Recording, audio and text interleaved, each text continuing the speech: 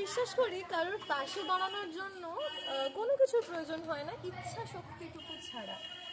তোমরা যারা আগের আমার কিছু ভিডিও দেখেছো তারা জানো যে 4 বছর আগে 20 এপ্রিল আমার জন্মদিনের দিন আমরা এসেছিলাম ঘোড়ামারা শিশু আনন্দ আশ্রমে, যেটা রিষড়া আর শ্রীরামপুরের মাঝখানে। আজকেও আমরা এসেছি, আমার সঙ্গে দিদিভাই রয়েছে। একটা বিশেষ কারণে আজকে আমরা এসেছি, বাকিটা দিদিভাই বলবে। এখানে একজন অসাধারণ মানুষ থাকেন, তিনি মৃত্যুঞ্জয় কাকু, তার সাথে আমরা কথা বলবো। আর থাকে 28 জন আবাসিক যাদের পাশে দাঁড়িয়েছেন আজকে মৃত্যুঞ্জয় কাকু, সেই কথাগুলো এবং তার সাথে এবং সম্পূর্ণটা আমরা দেখাবো। বাকি কথাটা দিদিভাই বলবো। আজ 27শে এপ্রিল, 4 বছর আগে 20শে এপ্রিল সুদেশনার জন্মদিনেও এসেছিল। আজকের দিনটা আমার কাছে খুব স্পেশাল, তার কারণ আজ আমার বাবার চলে যাওয়ার 4 বছর পূর্ণ হলো। তো সেই কারণে আমরা আজকে এখানে এসেছি। এখানে যে 28 জন অনাথ আবাসিক, তাদের পাশে দাঁড়াতে।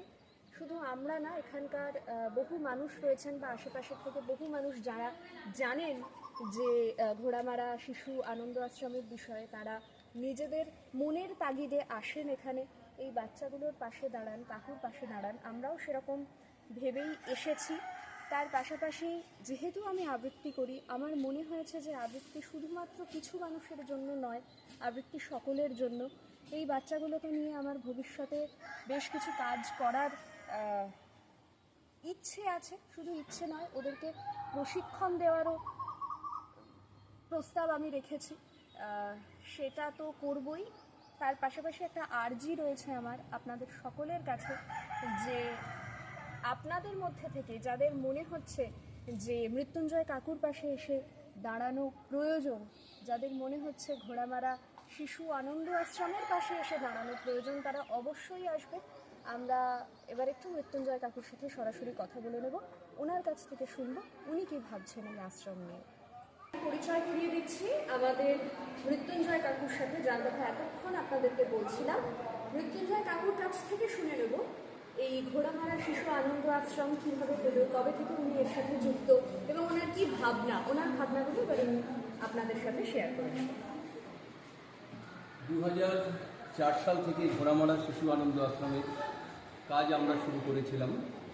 প্রতিষ্ঠাতা আমি নিজেই।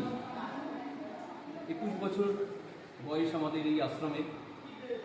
বিভিন্ন ঘাত প্রতিঘাতের মধ্যে দিয়ে আমরা 21 বছর অতিক্রান্ত করতে চলেছি। ইতিমধ্যেই আমাদের এখান থেকে 20 জন আবাসিক তাদের লেখাপড়া শেষ করে কর্মজগতে প্রবেশ করেছে।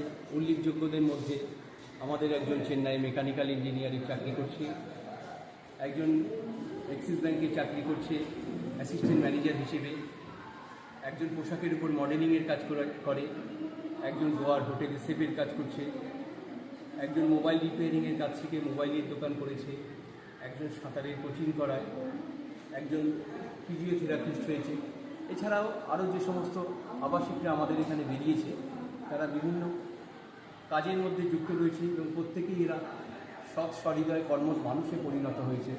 যেটা আমাদের ইচ্ছা, যেটা আমাদের উদ্দেশ্য ছিল, এটুকু বেশ আনন্দ এবং গর্বের সঙ্গে বলতেই পারি।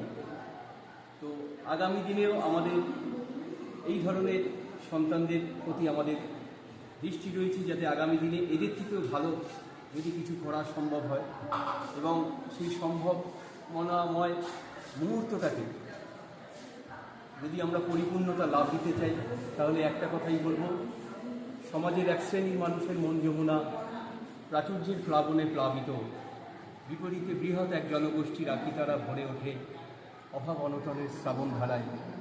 যদি সহৃদয় এবং সমাজ সচেতন ব্যক্তিবর্গ এগিয়ে আসেন, তাহলে অর্ধভুক নিরন্ন নিরক্ষর পরিবারের কিছু শিশুকে সুশিক্ষাদানের ব্যবস্থা করা সম্ভব তাদের আত্ম অপমান থেকে মুক্তি দিয়ে উদার আকাশে মুক্ত আলোকে উন্নত শিরে বেড়ে ওঠার সুযোগ করে দেয়া। আর এই কাজ আমাদের একার পক্ষে সম্ভব নয়। আপনাদের মতো মানুষেরা যদি আমাদের পাশে থাকে, আমরা নিশ্চিত আগামী দিনে আমাদের এই প্রতিষ্ঠান আরও বেশি এগিয়ে যাবে। আপনাদের ভালোবাসা, শুভেচ্ছা, সহযোগিতা এবং আশীর্বাদ। ধন্যবাদ।